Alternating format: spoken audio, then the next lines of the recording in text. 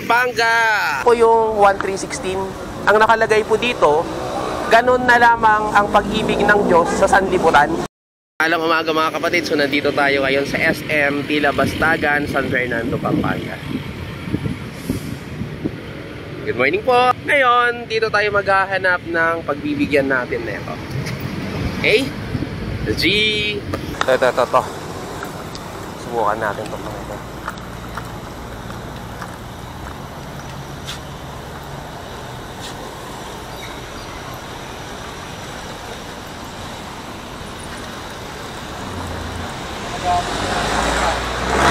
Ay kuya, good morning.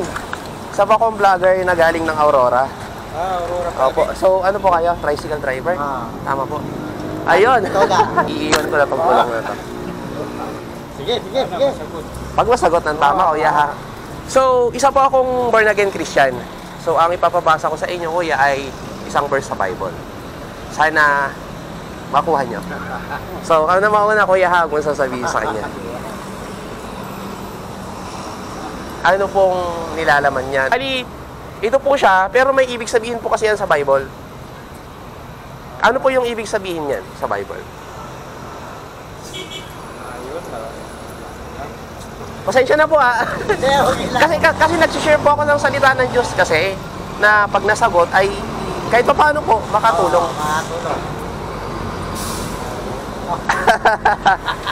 Kuya, sorry Yan pa naman yung password sa mga anak ko kasi sa church dito eh. Ito yung sa pagkakaintindi ko kuya kasi hindi ko naman sinabing tama ako.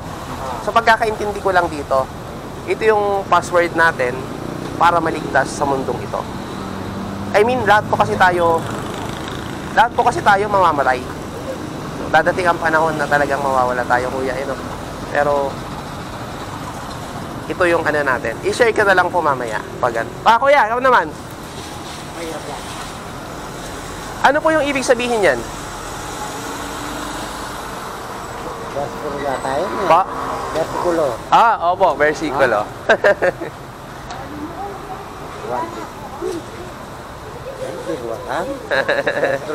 Share ko na lang mga kuya. Ito po yung 1316. Ang nakalagay po dito, ganun na lamang ang pag-ibig ng Diyos sa sanlibutan. Tayo po, lahat. Kaya binigay niya ang kanyang bugtong na anak na si Jesucristo. Di po ba si Jesucristo nabuhay para ipako sa krus, para mamatay? Para po kung sino man yung manampalataya sa kanya ay hindi mapapahamak, kundi po magkakaroon ng buhay na walang hanggan. Ayun, sayang. Sorry po. Kaya kuya, salamat. Sorry, pasensya na. Naulan na. Kumusta pang pasada natin? Mahina. Well, ganun talaga kuya, ang hirap ng buhay. Tama na yun. Blessing, umuulan. Pero sorry po, pasensya na. Hindi nasagot ng dalawang kuyang tricycle driver. Pero nag-share na lang ako ng salita ng Diyos sa kanila. Salamat po.